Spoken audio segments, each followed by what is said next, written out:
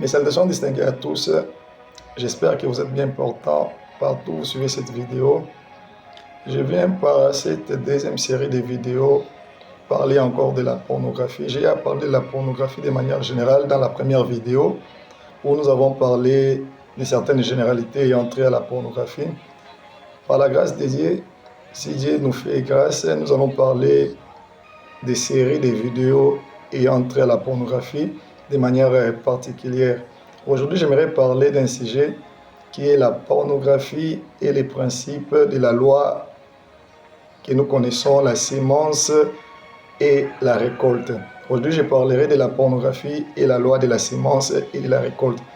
Nous savons tous dans l'univers, il y a une loi qui est déjà établie, qui est la loi de la sémence et de la récolte.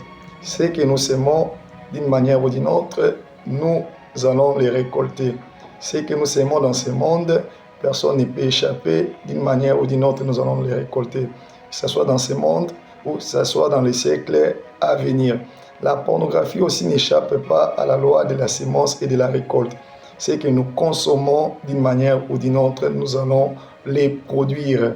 Quand tu consommes les matériels pornographiques, tu dois savoir d'une manière ou d'une autre, tu dois aussi les produire. C'est pourquoi vous allez remarquer un fait réel qui est les gens qui sont accros, qui ont une dépendance à la pornographie, qui ont une addiction à la pornographie, ont souvent tendance à se masturber. Donc la masturbation et la pornographie vont souvent de pair. Ce sont des sœurs jumelles. Donc la masturbation et la pornographie vont souvent de pair parce qu'il y a une loi de la consommation et de la production. Quand vous consommez les matériels pornographiques, vous consommez que vous êtes dépendant, c'est plus fort que vous, votre pensée est inondée par les images pornographiques, vous allez les produire d'une manière ou d'une autre. Vous remarquerez que la pornographie et la masturbation vont souvent de pair parce que c'est plus fort que l'homme. Parce que l'homme a consommé, et il doit produire. Il y a un adage qui dit, un adage très connu, sème une pensée et tu récolteras un acte, sème un acte et tu récolteras une habitude, sème une habitude et tu récolteras un caractère, sème un caractère et tu récolteras une destinée. Je répète encore, un adage très connu dit, sème une pensée, tu récolteras un acte. Sème un acte, tu récolteras une habitude. Sème une habitude, tu récolteras un caractère. Sème un caractère et tu récolteras une destinée.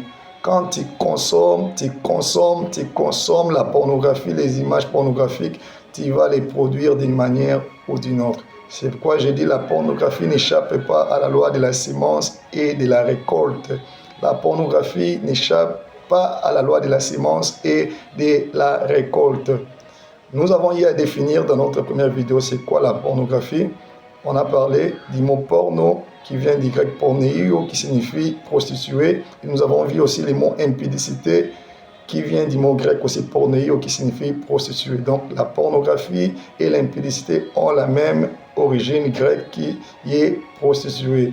Aujourd'hui nous allons parler de notre fait qui est les péchés. Ce n'est pas seulement l'acte que nous posons, les péchés c'est aussi au niveau de notre pensée, au niveau de notre âme. C'est pourquoi l'apôtre Paul dit il faut garder notre corps, notre esprit et notre âme irrépréhensibles.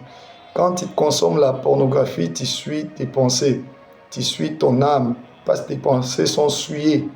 La Bible dit dans le livre des Proverbes, celui qui ferme ses yeux pour se livrer à des pensées perverses a déjà consommé les péchés. Donc les péchés, c'est aussi au niveau de nos pensées. Et toujours Proverbe 23, 7 nous dit ceci, il est comme les pensées de son âme.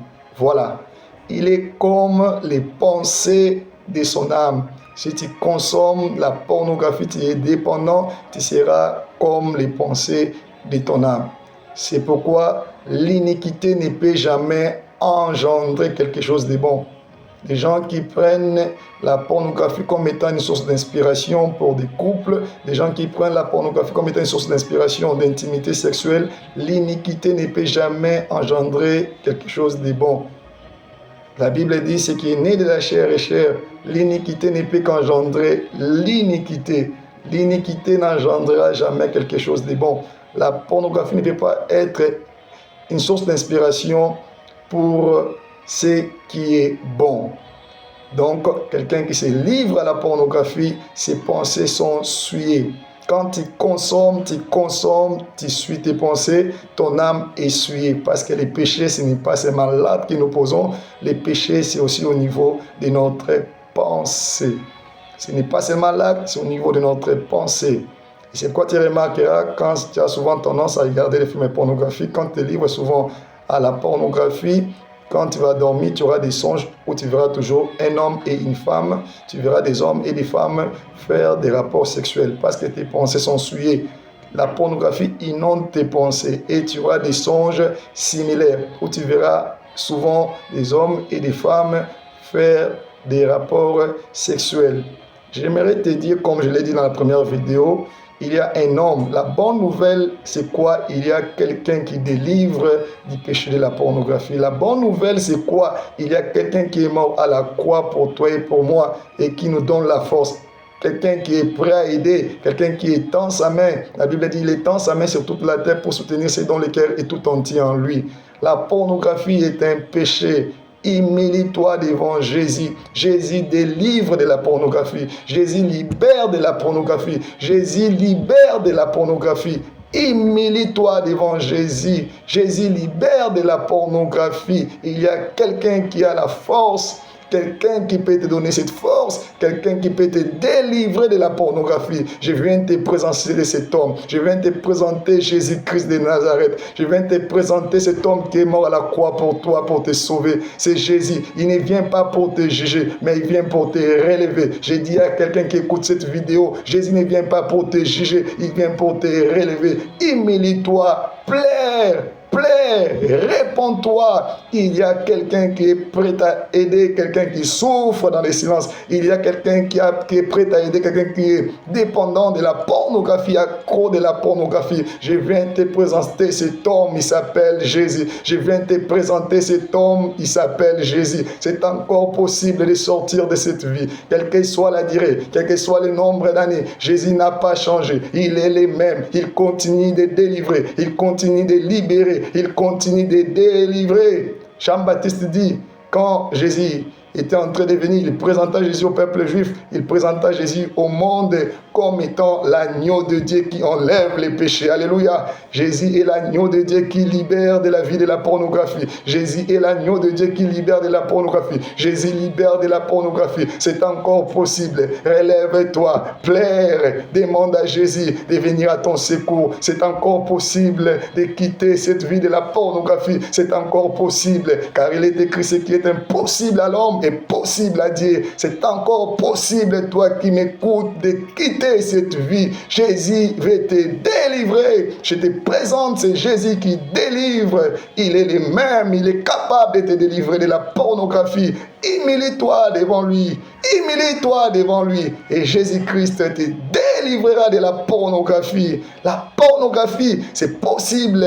La Bible nous dit, dans le livre de Jean 8, si Jésus-Christ vous a franchi, vous ne serez pas libre, mais vous serez réellement libre. Vous serez réellement libre.